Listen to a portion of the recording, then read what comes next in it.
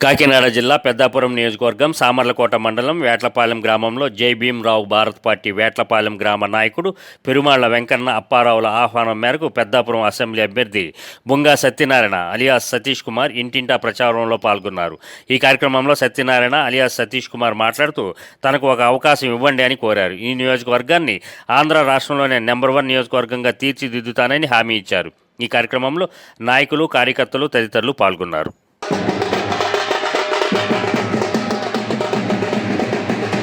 చంపేస్తే door delivery చేస్తే ప్రథమంగా మేమే పోరాటం చేసి అది జైలు శిక్ష చేయించాం.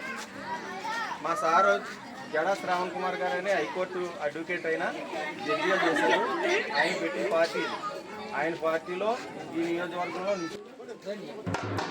భీమ్రావు భారత్ పార్టీ అధినేత జడా శ్రావణ్ కుమార్ గారు అంటే మాజీ న్యాయమూర్తి, జడ్జిగా 10 సంవత్సరాలు పనిచేసి బడుగు బలహీన వర్గాల కోసం ఆయన ఆ జడ్జి పదవిలో ఉండి ఏమి చేయలేకపోతున్నాననే నిరుత్సాహపడి ఆయన ఆ పదవిని తృణప్రాయంగా వదిలేసి ఒక పార్టీని మన ముందుకు బడుగు బలహీన వర్గాల కోసం ఒక పార్టీని తీసుకురావాలని కంకణం కట్టుకుని ఆయన ఈరోజు మన ముందుకి జై భీమ్రావు భారత్ పార్టీ అని బడుగు బలహీన వర్గాల కోసం అంటే కేవలం ఎస్సీ, ఎస్టీ, బీసీ, మైనారిటీలు, క్రిస్టియన్స్ కోసం అనే కాకుండా అన్ని వర్గాలను కలుపుకుని ముందుకెళ్లాలనే ఆలోచనతో ఒక పార్టీని జై భీమ్రావు భారత్ పార్టీ అనేది రిజిస్ట్రేషన్ చేసి మన ముందుకు తీసుకురావడం జరిగింది.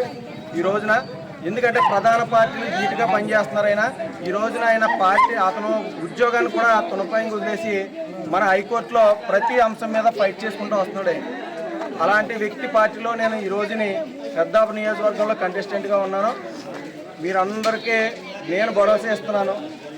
నాకు మీరందరూ నిలబడగలిగితే ఖచ్చితంగా ఈ నియోజకవర్గాన్ని ఒక రూపురేఖలో మొత్తం రాష్ట్రంలోనే ప్రథమంగా ఉండే నియోజకవర్గంగా తీర్చిదిద్దుతాను, అందులో డౌటే లేదు.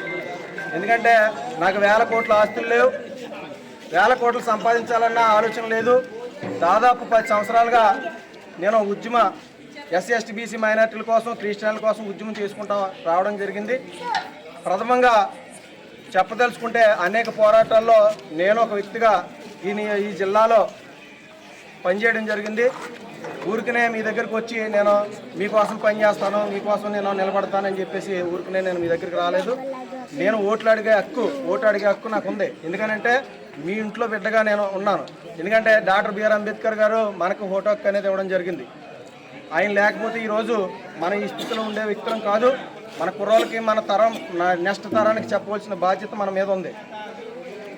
100 కోట్లు, 1000 కోట్లు ఆశ చూపించి మన మధ్యకి వచ్చి మీకు అది చేస్తాం, ఇది చేస్తాం అని చెప్పేసి ఓట్లు అడుగుతూ ఉంటారు. నేను అలా కాదు, మన ఓట్ల కోసమే అంటే మన రాష్ట్రంలో